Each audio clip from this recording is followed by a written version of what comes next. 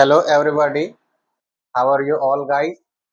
मेरा नाम अविनाश पासवान है और मैं आप लोगों को पढ़ा रहा हूँ स्पोकन इंग्लिश। और आज मेरा डे 2 है, यानी कि सेकेंड डे है। ठीक है। तो कल मैंने आपको थोड़ा सा बेसिक बताया था, कुछ वर्ड्स के बारे में बताया था कि ये सब छोटे छोटे वर्ड्स हैं, आपको ध्यान रखना है। और आज मैं आपके साथ डिस्कस करने जा रहा हूँ कुछ ऐसे सेंटेंसेस को जिसमें सब्जेक्ट आपको मिलेगा नहीं, माने कि बिना सब्जेक्ट का जो सेंटेंस है उसको कैसे बनाएंगे। तो जब आपको ऐसा सेंटेंस मिलेगा जिसमें सब्जेक्ट ना हो, तो वैसे सेंटेंस को बनाने के लिए हम एक वर्ड यूज करेंगे। और ये वो वर्ड है जैसे कि देयर है। तो सेंटेंस बनाने के लिए जिस वर्ड का हम हेल्प लेंगे ना, वो देयर है। ठीक है। तो आपको सबसे पहले ये ध्यान रखना है कि एक मैं सेंटेंस लिख के लाया हूँ, इसमें मैं बताऊंगा आपको कि जब सब्जेक्ट होता है तो आपको बहुत आसानी होता है बताने के लिए।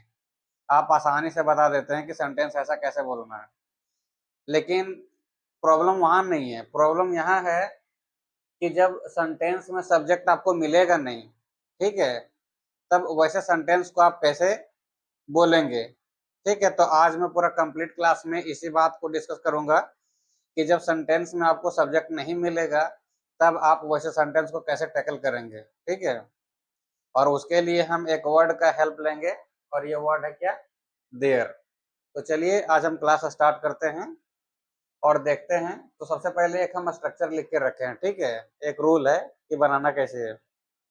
तो आप देखिए कि जब सेंटेंस में आपको सब्जेक्ट नहीं मिलेगा, तो हम अभी बोले आपको कि देयर का यूज करना है। ठीक है। तो यहाँ पे देखिए एक स्ट्रक्चर है कि देयर है, there plus subject, sorry there plus verb plus object.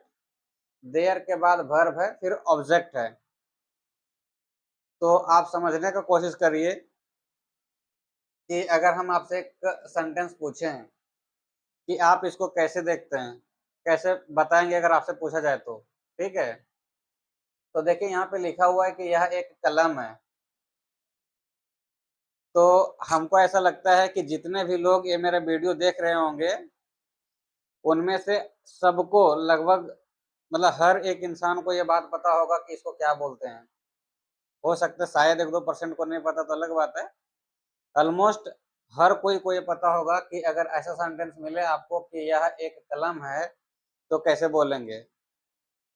तो आपको पता है कि ये सेंटेंस को हम बोलते हैं कि दिस इज अ पेन। ठीक है। देखिए आपको इसमें दिक्कत इसलिए नहीं हुआ क्योंकि आपको सब्जेक्ट मिला, वर्ब मिला, फिर ऑब्जेक्ट मिला। ठीक है। तो आप आसानी से बता दिए कि दिस इज अ पेन।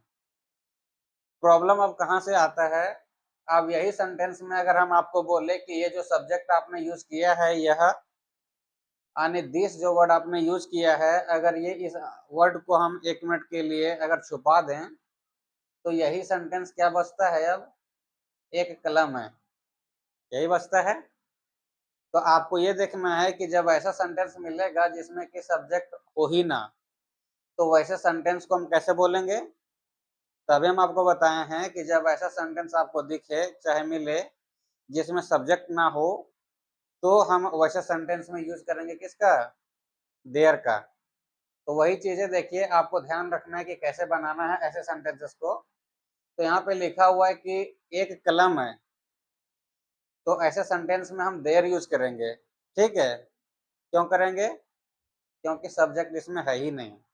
देखिए ऊपर में सब्जेक्ट है, तो हम यहाँ पे यूज किए हैं। और इसमें सब्जेक्ट नहीं है, तो सब्जेक्ट के जगह पे हमने एक वर्ड यूज किया है, और ये वर्ड है देयर। ठीक है। तो आपको ऐसे समझना है कि जो सब्जेक्ट का जो कमी को फुलफिल करने के लिए जिस वर्ड को हम यूज करेंगे, वही देयर है। अब आपको समझ में आया होगा कि देयर का क्या मतलब है। तो आप ऐसे देखिए कि एक कलम है तो हम बोलेंगे देयर इज अ पेन। ठीक है। वैसे नेक्स्ट में लिखा हुआ है कि एक राजा था, तो क्या बोलेंगे, देयर वाज अ किंग। ठीक है। नेक्स्ट में लिखा हुआ है कि मेरे गांव में एक अस्पताल है। ठीक है। तो इसमें आपको देखना है सबसे पहले कि एक अस्पताल है, तो कैसे बोलना है, देयर इज अ हॉस्पिटल। ठीक है। मेरे गांव में, तो क्या बोलेंगे, इन माई विलेज। नेक्स्ट, मेरे गांव में एक मंदिर है। तो आपको देखना इसमें क्या है, सबसे पहले कि एक मंदिर है, इसको बाद में देखना है, इसमें सब्जेक्ट है नहीं, इसमें भी नहीं था। तो सबसे पहले आपको ये देखना है कि एक मंदिर है, तो क्या बोलेंगे, आपको यहाँ से आइडिया लग गया होगा कि क्या बोलते हैं, ठीक है। तो एक मंदिर है तो बोलेंगे देयर इज अ टेम्पल मेरे गांव में, तो इन माई विलेज। इस शहर के पास एक बाजार है, तो इसमें भी तो सब्जेक्ट नहीं है, तो आपको देखना सबसे पहले क्या, एक बाजार है, ठीक है।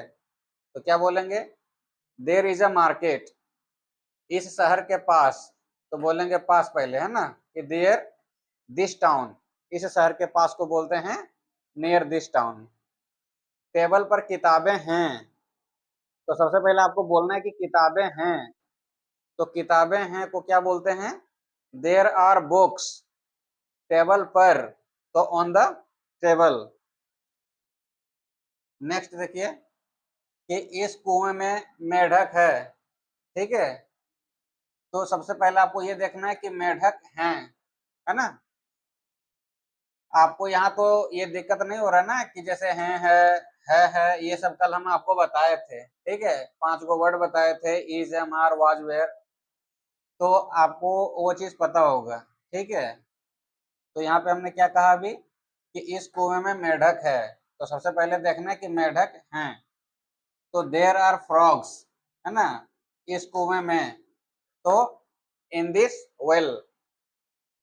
यहाँ एक फुलवारी है, तो क्या बोलेंगे, सबसे पहले आपको देखना है कि एक फुलवारी है, जैसा कि अभी हम आपको बताए वैसे आपको देखना है कि एक फुलवारी है।